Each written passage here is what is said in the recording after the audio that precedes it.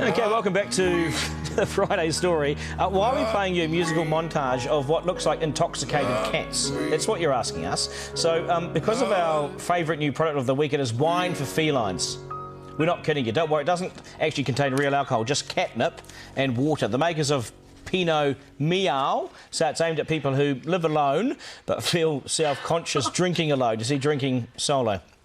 Look who's joined us. Have a look at this. We've got them. Oh, you bring us in for the cat piece story, eh? Yeah. What about our hard-hitting opinions on Brexit? Well, I will ask you that very, very shortly. First on the catnip. Okay, well, we'll get to the hard-hitting stories in the catnip. Yeah, but they should have gone with cat sav.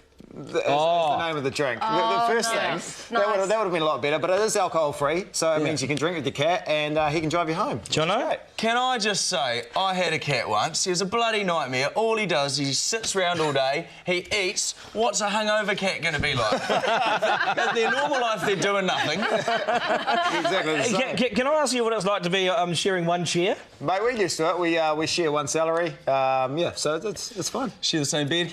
Yeah, well, let's not get into this at 7 o'clock on a proper show, Jono. Brexit, proper show, exactly. Brexit. We got serious, didn't we? Yeah, it did. And I'm glad you didn't ask us in here for our opinion on that, because I've been very nervous all day. Yeah, it's probably there. It's a shambolic breakup. I haven't seen the one this bad since Jordan Major on The Bachelor. You know, like it was up there, wasn't it? I'm just glad that a country's had a referendum and got a result that wasn't the same as it was before the referendum. Yeah, exactly. We did it well.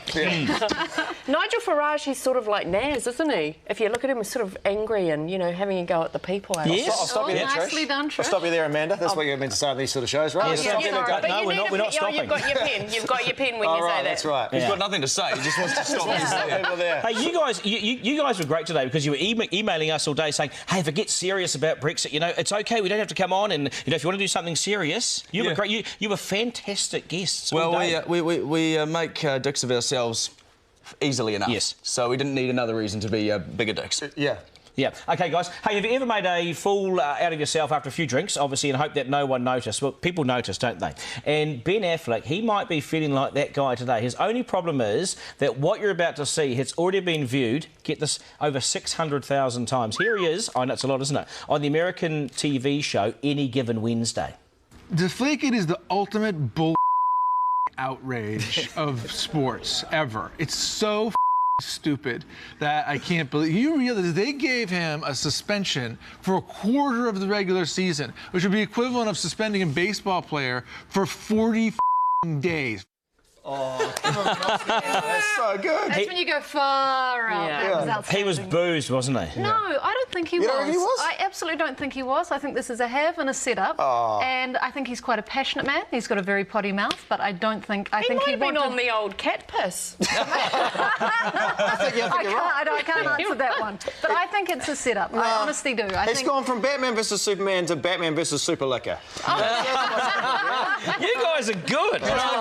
Can I just say, drunk Ben Affleck is my favourite role he's I ever know. had. I want more drunk Ben. He smoked that role. You should have cared more about Batman vs Superman than me. Hey, can I tell you one thing about that, though? That was the launch of that show. Okay, A bit like the Dennis Conner, you know. Do you think this was set up? Well, but look at his face, though. He had that kind of, was all kind of sweaty, he had the bags, and just the way, you know, he was talking like he had 3 aniseed balls in his mouth at the one time. After his divorce, or going through a divorce, he's had so much bad press, he just wouldn't do it. Not at the moment. He needs to rebuild. He's got to, you know, clean up his image. He wouldn't do it. So this is a setup. But the host is loving it. Look at this guy. Can we see him again or no? Maybe we can't. But the host is, he's like, I've got gold. Yeah, I've got gold. He's going ka-ching ching. And the F word came out 18 times. Yeah. I love that you've counted. Yes, I know. He gave a lot of Fs about the football scandal. If only he'd given more Fs about Batman versus Superman. And control your alcohol issues. I mean, Jono's had like 9 beers, but he's fine. Garner was playing with a bottle of whiskey out the back. You're not going to tell them that. Why are you blaming me for this? And you know what the host said about this? The host said, "Oh, if you just stopped at 12, Fs, I would have been all right with that, you know." Okay, so the other big entertainment story of the week was the jury's decision that Led Zepp did not steal one of rock's most famous riffs. You guys will love this, the opening chords of Stairway to Heaven. Now, we know you've probably heard about all this before, but for a quick refresher course, here it is compared to the song Taurus by the band Spirit.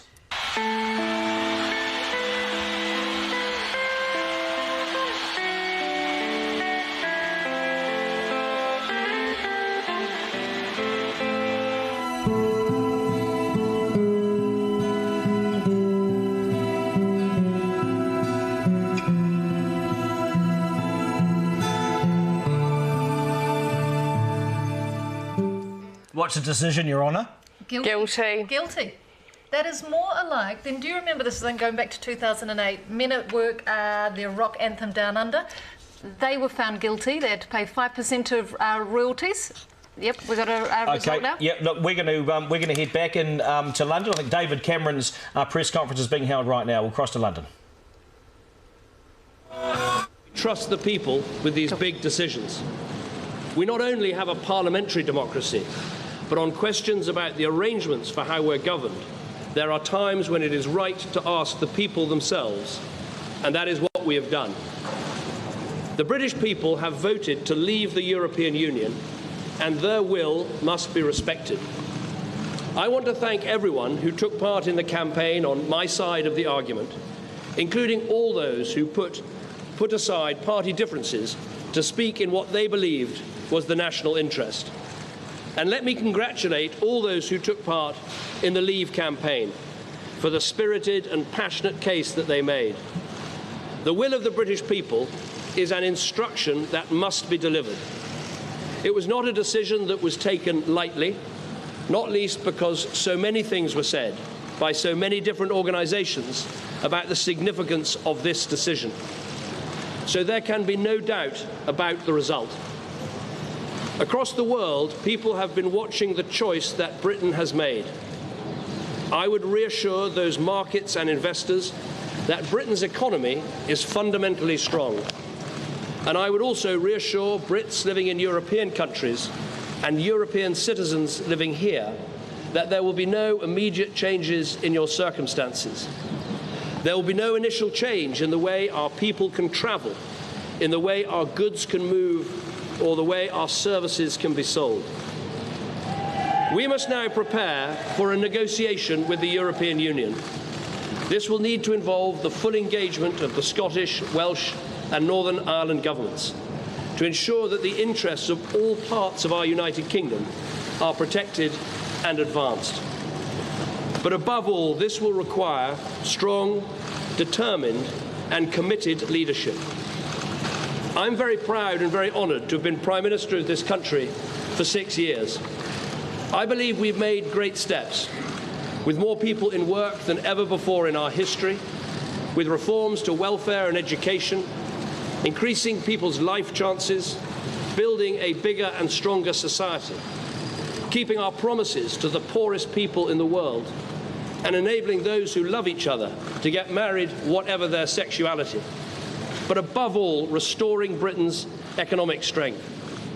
And I'm grateful to everyone who's helped to make that happen. I've also always believed that we have to confront big decisions, not duck them. That is why we delivered the first coalition government in 70 years to bring our economy back from the brink. It's why we delivered a fair, legal and decisive referendum in Scotland. And it's why I made the pledge to renegotiate Britain's position in the European Union and to hold a referendum on our membership, and have carried those things out. I fought this campaign in the only way I know how, which is to say directly and passionately what I think and feel, head, heart and soul. I held nothing back. I was absolutely clear about my belief that Britain is stronger, safer and better off inside the European Union. And I made clear the referendum was about this and this alone, not the future of any single politician, including myself. But the British people have made a very clear decision to take a different path. And as such, I think the country requires fresh leadership to take it in this direction. I will do everything I can as Prime Minister to steady the ship over the coming weeks and months. But I do not think it would be right for me to try to be the captain that steers our country to its next destination. This is not a decision I've taken lightly, but I do believe it's in the national interest to have a period of stability and then the new leadership required. There is no need for a precise timetable today, but in my view we should aim to have a new Prime Minister in place by the start of the Conservative Party conference in October. Delivering stability will be important, and I will continue in post as Prime Minister with my Cabinet for the next 3 months. The Cabinet will meet on Monday, The Governor of the Bank of England is making a statement about the steps that the Bank and the Treasury are taking to reassure financial... All right, so just confirming there, you've seen that. David Cameron has announced his intention to resign as the Prime Minister of Britain. This is really, really big news. It'll happen in October. He's given a loose time frame there, which means he'll be gone by about October. All eyes now on Boris Johnson, of course, former London Mayor. Quick take from you guys. Well, this is interesting, isn't it? The Brexit was a shambles. This was classy. Yes. What a way to go. Yeah, on his own and that terms. looks credible, and there's integrity in that decision. Absolutely right. He's done well. He's made the right decision. He couldn't have been Prime Minister after this. He's doing it his way. He's gone. Jono and Ben, 2 seconds. Well, the word is they might be replacing him with Matt LeBlanc from Friends, just like they did with Jim Clarkson. I knew you'd have something lined up. That's the word I'm getting in my ear. I was actually going to announce my resignation, but he's kind of... Still to come on Friday's story, we're heading to Queenstown where the party has well and truly started for Winterfest. We'll see you in a moment. Wow.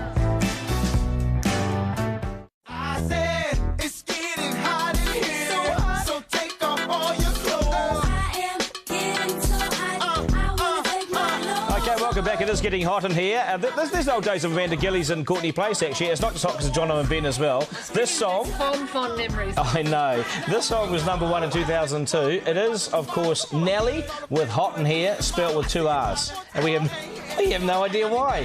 Really? It's not great advice, is it? I mean, if it's getting hot in a room, like, turn the aircon down or, take off a layer of clothing, not all your clothes. That's how you end up in HR. That is a very sexy song.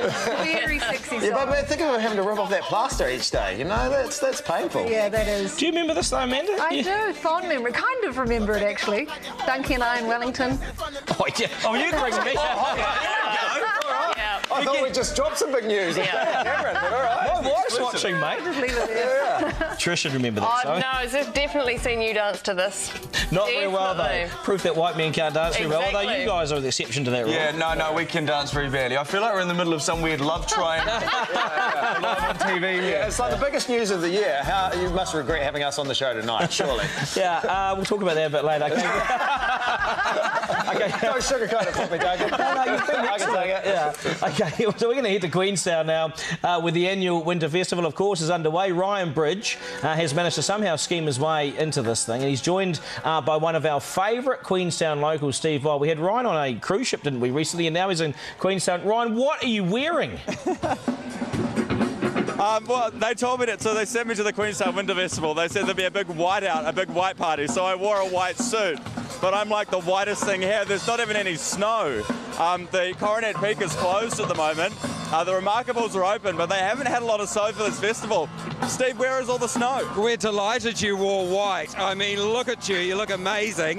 This has got to be a good omen. I think any man who wears white to Queenstown is going to bring snow to this town tonight. And good Lord, it's cold enough for it.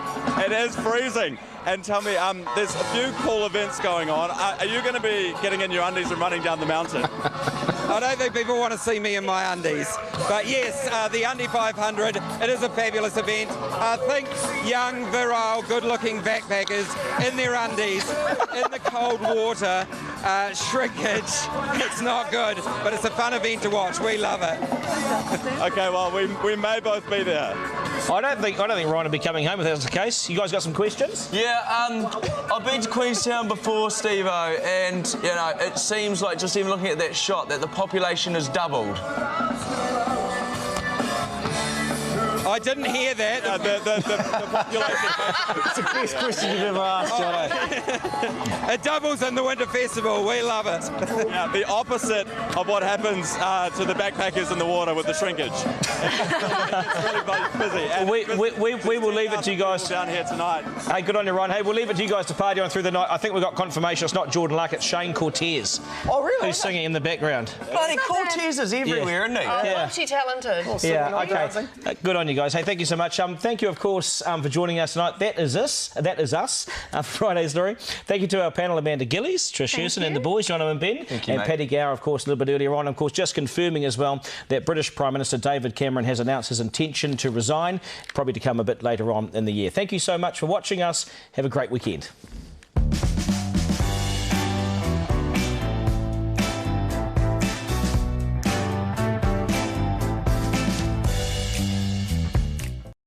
Now that's funny. Coming up next on 3.